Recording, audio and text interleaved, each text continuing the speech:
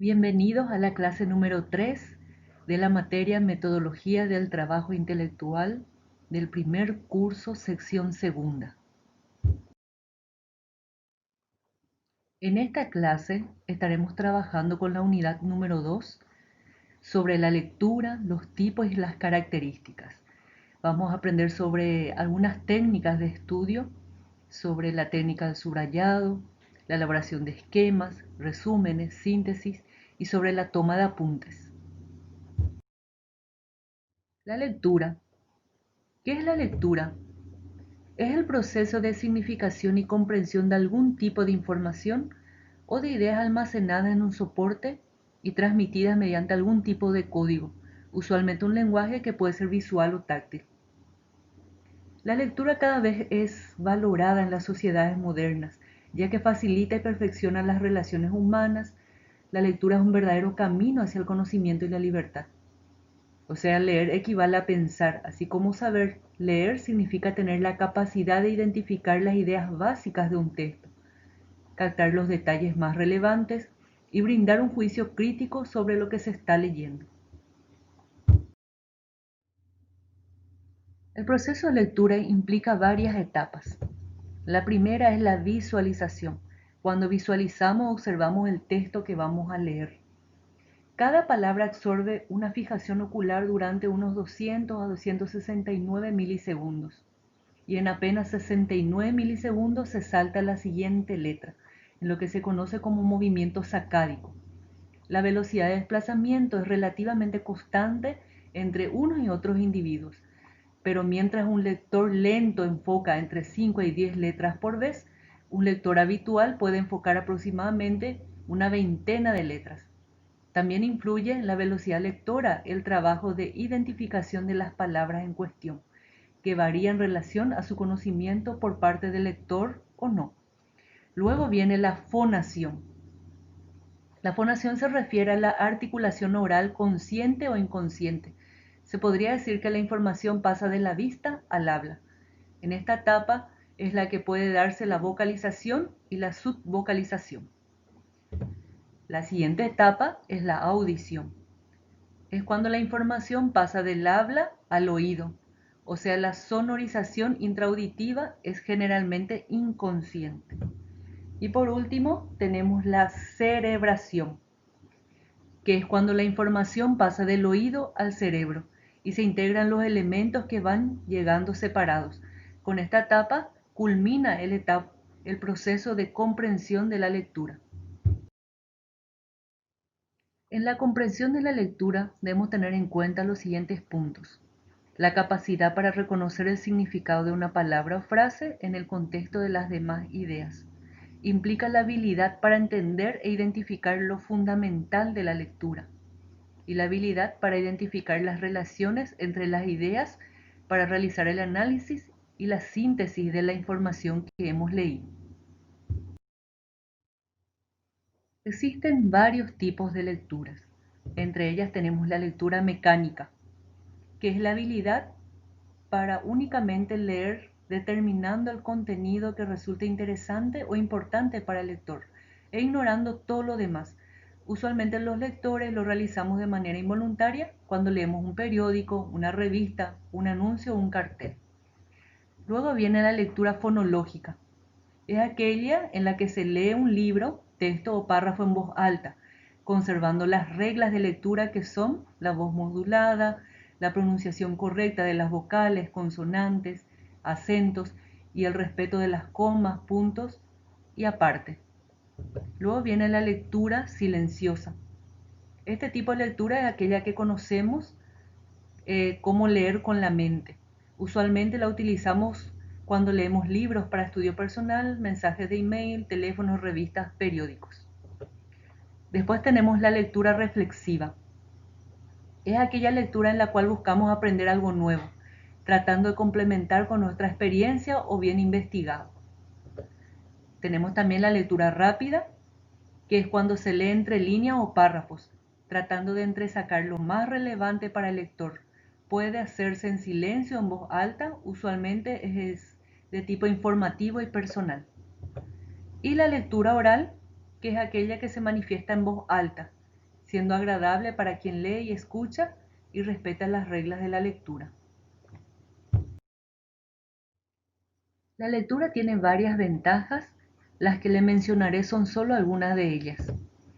Ayuda al desarrollo del lenguaje, generalmente aumenta la cultura personal de quien lee porque nos brinda cada vez más conocimientos, aumenta nuestro vocabulario, mejora nuestra ortografía por medio de la práctica de la visualización de la palabra, aumenta nuestra concentración, o sea que va ejercitando nuestra mente para que podamos concentrarnos, despierta nuestros intereses, ayuda a comprender mejor el mundo porque nos da una visión global y particular de cada cosa, de cada situación, y nos ayuda a reflexionar de una manera más lógica.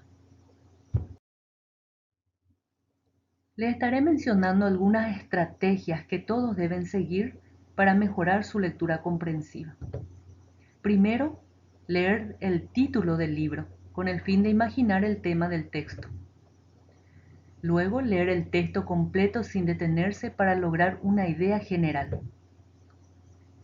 Separar y numerar cada uno de los párrafos del texto. Luego, subrayar en cada párrafo la idea principal o lo más importante del texto. Luego, colocar comentarios frente a los párrafos que sea necesario. Colocar títulos o subtítulos a los párrafos separados. Y después de leer, examinar las actividades realizadas anteriormente. Una vez que hayamos realizado una lectura detenida, ya podemos aplicar posteriormente algunas técnicas para el análisis del contenido, como la técnica del subrayado, de las anotaciones al margen, la técnica del resumen, la elaboración de una síntesis. Podemos aprender a tomar apuntes y todo esto nos ayudará a prepararnos para el desarrollo de nuestros exámenes. La técnica del subrayado es una técnica que ya hemos utilizado anteriormente y que nos brinda muchas informaciones para poder identificar las ideas principales de un texto. Según Cuenca, esta técnica tiene por objeto resaltar, mediante el subrayado, con trazos diferentes o con colores, las palabras de un texto, que contiene o representan las ideas o conceptos fundamentales y los enlaces que pueden favorecer la comprensión del texto. ¿Qué pautas se deben seguir para el subrayado? Primero, identificar la idea principal, realizando una lectura general y luego una lectura detenida. Considerar que la idea principal puede estar al inicio del párrafo, en el centro o al final. Y la idea secundaria complementa a la principal. Podemos decir entonces que el subrayado es una técnica de análisis del contenido de un texto.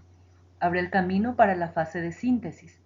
Consiste en destacar alguna palabra, frase o parte del contenido que por su importancia deseamos resaltar. Entonces recomendamos no utilizar esta técnica en la primera lectura, utilizarla en la segunda lectura junto con las notas marginales que hemos marcado. ¿Qué vamos a subrayar? Solo las palabras o frases que sean claves. En su mayoría son nombres o verbos, nunca artículos, preposiciones o conjunciones. ¿Cuáles son sus ventajas? Primero, que facilita el estudio activo, personaliza el estudio, permite identificar las ideas principales, ayuda a fijar la atención, aumenta la concentración, facilita la memorización, hace el estudio más ameno y atractivo, aumenta la comprensión del tema y facilita la posterior elaboración de esquemas, cuadros y resúmenes. Algunos errores comunes que se cometen al aplicar esta técnica son que se subraya antes de haber realizado una lectura completa, que suele conllevar un subrayado en el que no se aprecia la diferenciación de la idea principal y secundaria, o muchas veces se subraya en exceso.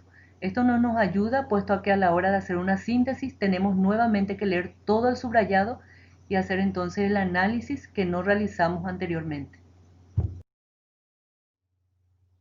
Las notas o anotaciones al margen siempre se realizan después de la prelectura o una lectura rápida de un texto.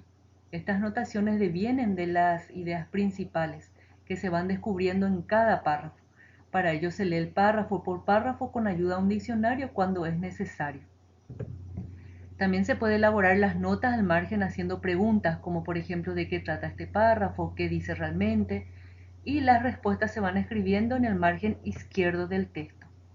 Podemos visualizar un ejemplo y la nota al margen. Por ejemplo, este texto habla sobre la importancia de la monografía. Vamos leyendo el texto y a medida que leemos cada párrafo nos percatamos del tema. Entonces el primer párrafo trata sobre la descripción, en el segundo párrafo habla sobre la investigación científica y en el tercero habla sobre las técnicas que se aplican.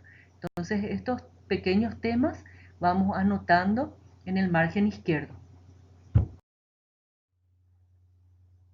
Otra técnica muy utilizada es el resumen. Consiste en la reducción de un texto respetando su sentido y empleando las palabras del autor. Como su objetivo es reducir el texto a la información fundamental con respecto fiel a las palabras del autor. Un buen resumen no debe exceder más del 30% de la extensión del texto original y debe reflejar las ideas más importantes expresadas en forma personal con las propias palabras. Algunas de las condiciones son incluir todo lo importante, prescindir de explicaciones secundarias y de ejemplos, redactar prescindiendo de la forma textual, acudiendo a una redacción personal y respetar las ideas del autor. ¿Cómo hacer un resumen? Primero, se realiza una lectura completa del texto. Luego se subraya las ideas principales. Posteriormente se va recopilando todos los datos esenciales. Finalmente, se realiza el estudio, la interpretación y comprensión de todos los datos para posteriormente consignar por escrito los diversos datos interpretados del texto. Otra técnica es la redacción de la síntesis, que tiene por finalidad exponer brevemente las ideas fundamentales de un texto, pero con palabras propias de quien lo realiza. Esto exige la transformación de lo leído en frases comprendidas y asimiladas, poniendo en juego el pensamiento reflexivo, la elaboración personal y el uso del lenguaje propio. Asimismo, esta técnica nos permite estructurar y ordenar la información, facilitando la comprensión y la retención de lo analizado. Para poder realizar bien esta técnica, se realiza una lectura completa del texto, la segunda lectura en la que se subrayan las ideas centrales, luego se ordenan las ideas más sencillas hasta llegar a las más complejas, suponiendo un orden incluso allí donde no hubiera. Y luego se interpreta el texto integrando todas sus partes. Ahora hablaremos sobre la toma de apuntes o toma de notas. Se sugiere que el desarrollo de esta actividad está en función a las metas de los estudiantes, a la relevancia del material, de los conocimientos y experiencias previas y de las concepciones personales sobre el aprendizaje o de los estilos de exposición de los docentes o conferencistas. Generalmente en una clase desarrollada siempre es bueno que los estudiantes tomen apuntes de lo que el profesor menciona durante esa clase o en una conferencia, porque siempre el disertante va mencionando las ideas principales de cada tema.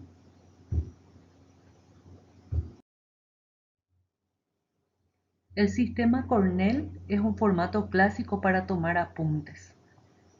En este se considera uno de los formatos más eficaces de la toma de apuntes. Se sugiere utilizar una hoja dividida en dos columnas, como podemos observar. En la columna de la izquierda se conoce con el nombre de la columna de indicios y la columna de la derecha, que es más ancha, es donde se recogerán las notas de la explicación de la manera más completa y comprensible posible. Este sistema de indicios hace más fácil la memorización de la información, ya que el estudiante, observando únicamente claves o recordatorios, puede recuperar y recitar con sus propias palabras las ideas e informaciones recogidas en forma de notas. Con esto finalizamos la clase. Le estaré explicando sobre la tarea asignada. Primero vamos a leer el material de apoyo enviado en formato PDF. Luego van a realizar la tarea asignada, que consiste en leer el texto o promover la lectura, donde van a aplicar la técnica del subrayado, colocar notas al margen del texto y redactar un resumen. Espero que hayan aprendido algo y nos vemos en la próxima clase.